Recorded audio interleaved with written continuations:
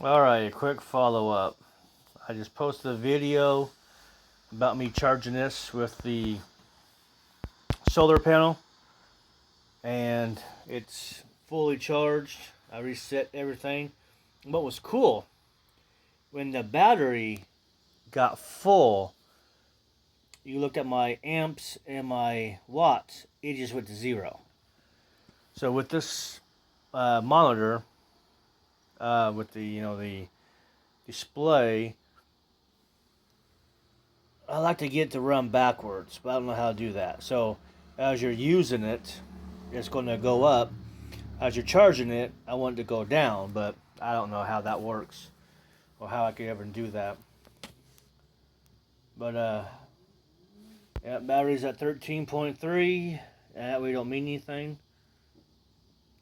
But it's charged. So what was cool, if you watch my video, that it was 131 watts was going into this from my solar panel. It's a 200 watt panel, and about 9 amps from the charge controller. So that one was coming in. The amps was coming in. And then when I had to charge up the Eddy, I had it plugged right into there. So the solar panel was charging the battery, and the battery was charging the Eddy. It was pretty cool. But when the Eddy was plugged in, as you watch my video, the amps would go down to about 2 or 3, and the watts went down to about 29. And then the Eddy was charging at 100 watts. So it took the 130 watts, and it took 100 watts from charging up this battery to go to this. So I don't know how that actually worked. I don't know if the charge controller, the charge controller is not hooked directly to the battery. There's a bus system in there. I'm pretty sure of it. Well, I was looking at yesterday. There's a bus system in there. So that's why we can get all these different plugins over here. It all goes to a bus. So the charge controller puts its charge onto the bus. And so when I plugged in the Eddy, it took 100 watts, put it to the Blue Eddy, and then 29 watts went into the system here. I'm going to turn that off. So I'm new to all this, and I thought this was pretty interesting how it just split between the two. So I think that was kind of cool. I just got done ordering. I'm tired. Got a somewhat big day tomorrow. I got the extra Dean plugs coming in. I got a crimper coming in for the Dean plugs. Anderson plugs, my fault. Anderson plugs. I had to buy 2 more of these style so I can get my charge controllers hooked up. Then I needed I got enough wire down there to wire this up. And then I need to make I don't know. I'm sorry, my mind went blank. I got people over there remodeling the restaurant, and it's just amazing how many people. The trash can's been sitting out here for a couple of days now, and you get about at least 50 people a night to come out here and go through the dumpster. And every once in a while, I have to yell at people because they go up to that door and they try to get in. So I have to yell at the door, "Get away from the door!" And they'll take off. But they've been remodeling that now for about 6 months. Alright, change the subject. That was pretty cool, wasn't it? So it was really cool to see this in action. I'm a big fan of the box. So far, what I've done with it, it was pretty cool. I took the 200 watts in with the onboard charge controller, and it charged it up pretty fast. I was outside maybe hour and a half, if that. About an hour and a half, I was outside charging these two devices. So it was pretty. I thought it was a good success on that. So I do recommend you guys installing some kind of monitor on this. And I don't know how to put links in the video. I don't know how to do any of that. All I know how to do is hit record on my phone, record what I got to record, hit stop, go to the video, share it to YouTube, and upload it. And I know how to put the title and description in, and that's it. And that's all I really care about. I don't care about anything else. I'm not trying to do this to be rich. I'm not trying to make money off of this. I'm just an average 50-year-old guy who had a few months ago, I was 4 days without power. I know, no big deal. But for me, I've never been more than 6 hours without power. I was 4 days without power, and plus had to go to work and do my job. And luckily, 3 of those days was the weekend. It was a Friday. Went out on Thursday, so I worked that day. No, I didn't. My fault. Take it back. I just got done working that day, and it hit. So it was Thursday night, Friday night, Saturday night, Sunday night, and it came back on Monday afternoon. And then I had all my stuff. I had a EB, I had the cooler, and what was cool was that Saturday we had a small little storm come through, and it knocked power out here again. So I was able to put my bacon. I had some sausage and some bologna, and I put some cold water in there, and it was good to go for 6 hours. EB ran that perfectly for 6 hours. It did a good job. It almost depleted it all the way, but when the power came back, let's back it up. It almost depleted it all the way, so I forgot about my solar panel. Oh, I do got a solar panel. So I moved everything outside, and then I started charging the EB3A up from the solar panel. This was using 50 watts-ish, and I was charging 150, 130 on that day. What was cool about this cooler is that it kicks on. So let's say it's set for 32 degrees, okay? When it will shut off when it's about 4 degrees lower than what you set. So about 28 degrees, the compressor kicked off. The compressor didn't kick back on to about 36 degrees. So it was literally off for a half an hour, on for half an hour. So it didn't stay running all the time. So it didn't drain my battery quickly. So I got a good 6 hours out of it. And I totally forgot about my solar panel sitting in the bedroom in the front room. I'm like, oh, dude, oh. And I just got the panel. So I just wasn't thinking. I stuck everything outside in the shade, and it worked fine. I don't have any complaints about the cooler. There's a couple things. The app that goes with this, it warns you of possible data breaches, so you don't download the app. I don't.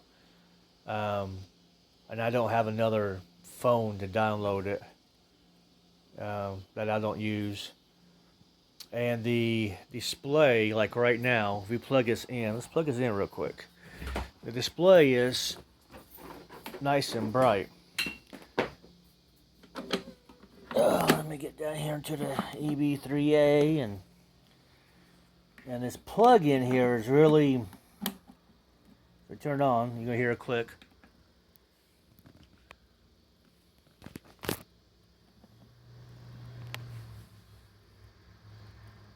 Oh, gotta turn it on first. There you go. Has a little light on there. You see that display, it's really bright. Okay, I've had, and then once you get this out in the sun outside, it is very hard to see that display. Really hard. You have to put a towel over your head and really darken the area to see that display. So that's the app and the display. It's only two things about this cooler, and that's who makes it. That really I didn't like. And another thing too, they make this in 4 different versions. Okay, so I got the basic version. So I've done a video on this too, a retouch on it. And here, this is where the extra battery goes. Okay, so 4 versions of this. You have this size with the battery or without the battery. You have a bigger size with the battery, without the battery. And what's funny is really, I didn't do any reading or any kind of watching any reviews on this. This bottom one does not have a battery. Did not come with a battery. And you cannot get the battery for this. The manufacturer does not sell the battery separate. You have to buy the model with the battery. So I could have bought the next step up, same size, but had the battery. That was the only way to get a battery for this. You cannot buy a battery. My research and what reviews online, you cannot buy the battery for this. You had to buy it with the battery to get the battery. So, if you don't know, I love orange, my favorite color, and blue is the highlight. So, I think I might do it for this video, but do get yourself a good monitoring system, because this one here is off. Turn the battery on. The battery is on, and there's no drain or nothing. And I don't go by this. It's not that bright. Trust me. It's a nice brightness. It's not this bright at all, and I don't know how to. But it's I can say again. But this is for your actual your power inverter. Well, check this out. So nothing plugged into this. It's drawing. Nothing plugged in. You're looking at about what?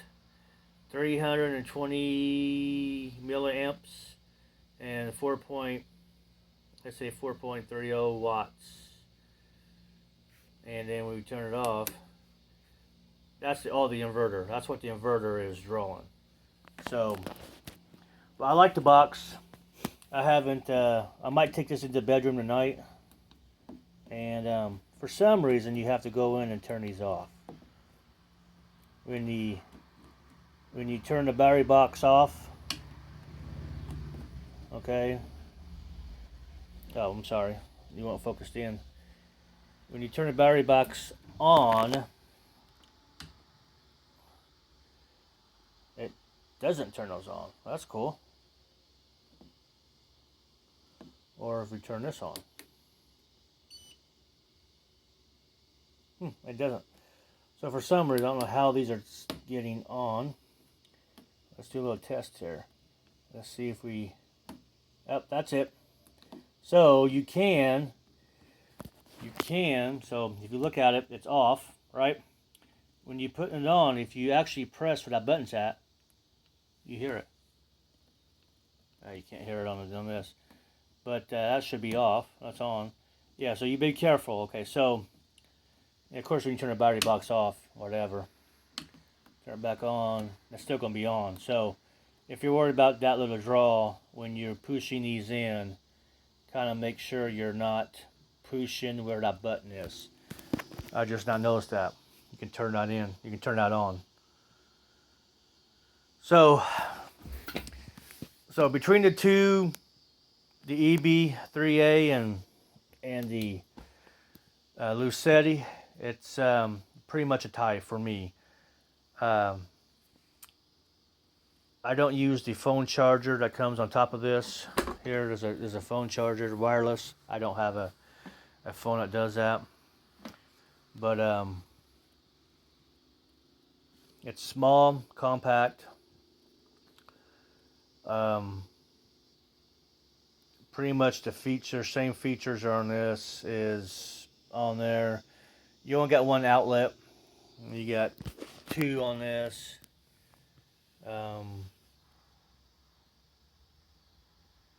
But you got 1,000 watts and you only got 600. And depends what kind of battery you put in this. I put the Red Odo 100 amp hour, and then you got a 22 amp hour. Box is heavy. I don't like the handles on this. Especially if you're charging. So I was charging the EB3A, and I had to move the box because I had to move the solar panel because the shade came upon the solar panel.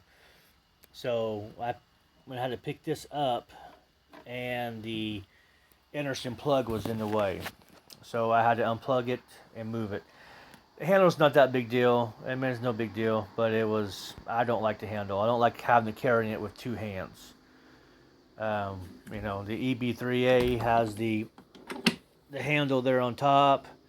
This has been kind of cool if they could have done something like this. I understand they couldn't because you're putting a lot of stress on these 4 bolts in the corner. So I'm not knocking them for that. It's so far it's a good box. I would suggest you buy one if you don't have a battery box. Yes, you can probably build one. This came to $168. And then with the $55 shipping, it was $228. But you can probably build one, out of the Harbor Freight one. You can probably build one cheaper, but just not much. And then you got the time and effort and designing and building and cutting and it's just all buying the parts, figure out what goes where, and it's fun to build one by yourself. I'm building that controller box there. It's gonna be fun, but in the long run, you're paying for convenience, and I'd rather pay $200 for this features, and I paid $300 for this. So the lighting sucks. Sorry, I'm using the lamp. So EB3A is perfect for small little jobs, cell phones, maybe some batteries here and there. It charges pretty fast. I do like the display a whole lot better. It's digital, and this is for the chemistry of this battery. So you says 100%, you're at about 22 amp hours. So this is like 720 watt hours, and there's some kind of a map conversion. I did it once. That's about 22 amp hours. This display here, turn box off. It's not really good display, I think. They do need this battery display here. I can't tell you if it's on the volts or is it on the amperage. Because when you charge and discharge the Red Odo, these iron phosphate batteries, you don't go by the volts at all. Not like lead acid battery. They go by the amp hours. And so I don't know if that meter is correct. So this is what I'm doing. I'm just using so somebody commented in one of my videos when I got this meter. Now you have a gas gauge, so I'm calling it my gas gauge. So you just keep track of how many amp hours you actually used out of the battery, and if you have multiple batteries, and have fun with that. So I'm going to start using this battery starting tonight to charge my stuff, and I'm going to pay attention to my amp hours and to um, the meter, and I want to see if the meter goes with the amp hours or goes with the volts. So I'm going to do that test tonight when I go to bed. I charge all my stuff off the Eddy, actually. All my flashlights, my headset, my phones, everything is getting charged off of that at night. And I get about good 4 nights, 5 nights. Depends how low I run that battery. I haven't drained it all the way. The lowest I got that battery was 15%, 20%, something like that. That's when I was running that with the cooler out in the world and actually working. So I had the cooler sitting in my front seat of my truck, my work truck. EB3A was sitting in between us, and I was testing to see how well these combination would run. And so in about 6 hours, I had this set down to 32 degrees. In about 6 hours, the lowest I could get the cooler was 40. I don't remember. It's in my videos. I'm gonna say 46. I want to say. I'm not quite for sure. I could never get it down below 32. It was in the front seat of my truck. The sun was always shining on the cooler. I couldn't get the cooler in the shade because I have to park close to, um, you know, uh, just how I had to park. I couldn't get this out of the shade. Now, one of my off-grid basement said was talking about putting some kind of the shield you put in your front windshield. Do something like that with this. I could put something on the side window, something in the front where the sun is not shining on us. And I also too had to roll my windows up. That day was almost 95 degrees that day. That's pretty hot. And I had to roll up my windows and left a little crack, but I didn't, my truck is not, I clean windows for a living. So, I'm doing the side of a building that my truck is sitting right there. And then when I go to the other side, the back side of a building or inside of a building, I don't get to see my truck. And so you don't leave your stuff unlocked. Now, what I could have done is put this in the bed of my truck because I have a cap over it. And I could put this in the bed of the truck. And so it'd be in the shade, but there's no way to the cap itself gets pretty hot inside. So off-grid basement suggested that I would put some kind of a heat shield over this. So that's what I think I'm going to do once I maybe do this test again. Have it shut and have the sun visor reflector, whatever thing you want to call that. Just have it sitting over it. It should work. But I'm pretty excited about the cooler to me is not a disappointment. It's $179, and for what I need it to do, it does. It's just an emergency cooler backup system in case my lights go out, my power goes out. I have something to keep my refrigerator items and some drinks cold. I have a gas generator that I can plug the refrigerator in. But my ultimate goal is to buy an RV refrigerator. They're about $1,200 to $1,500 last I looked. An RV refrigerator where it just runs off of solar and get about 1,000 watts in solar on the roof and have the solar running the refrigerator. But my sole purpose is to get my water heater and my refrigerator off the grid. Because in the apartment I live in, I pay electricity, but I don't pay for water and I don't pay for heat. So in the wintertime, it's gas heat, and there's 3 apartments, and we all have the same furnace. So he sets the thermostat to one temperature, and that's what it is. So I don't have a heat bill. I don't have a water bill. So if I can try to delete somewhat a light bill, there we go. The two main ones is my water heater and my refrigerator. Everything else I can run off of batteries for the most part. Then you got my computer, stuff like that. But that was just a. I have a hard time going on and on and on. But that's it. So if you guys made it this far, thank you. And do buy the box. Do spend the money. You can do it yourself, but it's just if you have the time, if you have the money, it'd be done cheaper. But it's just I'll say just buy the box. Put your own battery in there.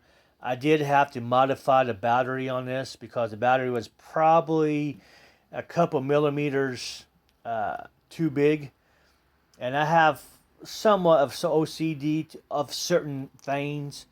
And when you put the battery in, it's set kind of crooked because it didn't quite fit in. It was fine. It wasn't harming anything, but I had to get it in there straight.